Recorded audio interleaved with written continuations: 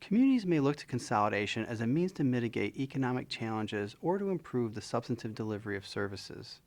Around the country, if you have townships or cities that are geographically separated from other places, they pretty much need to provide all their emergency services for the most part in-house. It made sense then.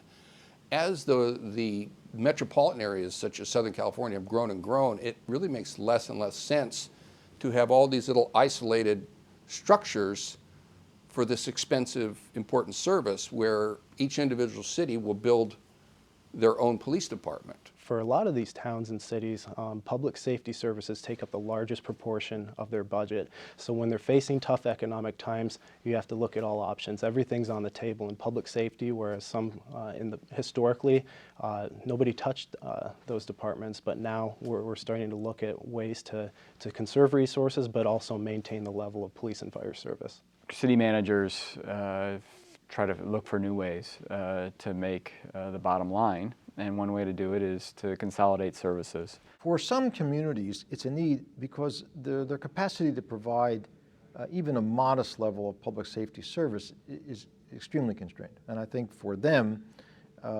some kind of sharing or consolidation or merger might be just the ticket. Generally, it's driven by economics, motivated sometimes by politics. I think the need has been there for a long time. I think it was the economic scenario that have forced the issue to be addressed, where it could have been addressed earlier, but politics and unions and personalities have prevented it from being addressed until actual jobs were at risk. There's some areas where a community has had major problems with their local law enforcement, and they want to do something different. We saw what's the best way to use our personnel, what's more efficient.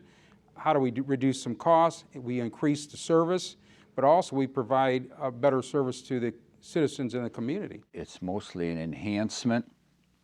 It certainly is the most economical way to get the most service for your dollars spent. The whole entire model was driven by money, and we've already felt savings from that even in our first year, which is contrary to what a lot of people suggest in public safety consolidations. But our savings came through the elimination of positions. As we consolidated, we were able to lay off a few people, which is where we gained our cost savings from. I think at the end of the day, what's really important is that whatever kind of alternative arrangement we choose, it's got to improve the quality of the service.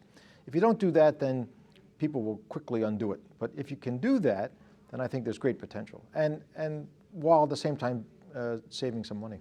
In Pontiac, it was the economics, but they're on an emergency manager. They got to the point where they were going to go bankrupt if they didn't do something. They were literally going to file for bankruptcy. And so they didn't have any choice in the matter. There was still politics involved because the local elected officials who basically didn't have any power because the emergency manager would come in, they were adamantly opposed to it. We had public hearings, we had all kinds of stuff going on. To this day, the city council now is one of our biggest supporters. The mayor still is one of our biggest supporters in the city of Pontiac. Providing public safety services is difficult for many communities. When faced with challenges, they often look to consolidation sharing services as potential ways to increase efficiency, quantity, and quality of service delivered.